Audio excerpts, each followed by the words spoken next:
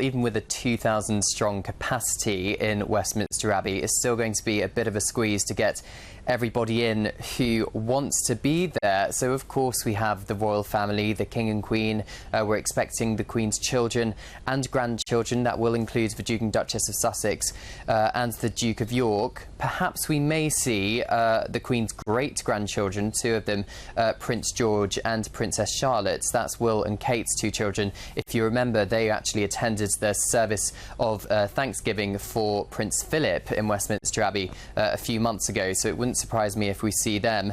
But it's the global reach of Her Majesty the Queen which is so interesting and kind of inspiring, perhaps. She was arguably one of the most famous women in the world, and she was praised all the time for her art of diplomacy. So world leaders we know are attending so far are the US President Joe Biden and his wife Jill Biden, the President of France Emmanuel Macron, as well as the Prime Ministers of New Zealand and Canada, Jacinda Ardern, New Zealand, and Justin Trudeau, Canada. And the Australian Prime Minister is coming too, but he is bringing 10 ordinary Australians for what he says is their extraordinary contributions to their communities, trying to invite real people, perhaps keeping that connection between the monarchy and ordinary Australians in the Commonwealth.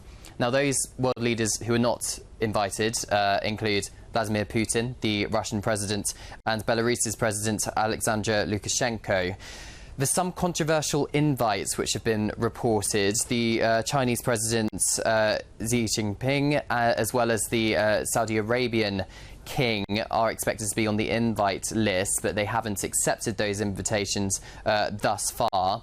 Now, former US presidents, the White House has confirmed that the invitation from the British government was only extended to President Biden and Jill Biden, which means that former President Trump and former President Obama will not be attending on Monday.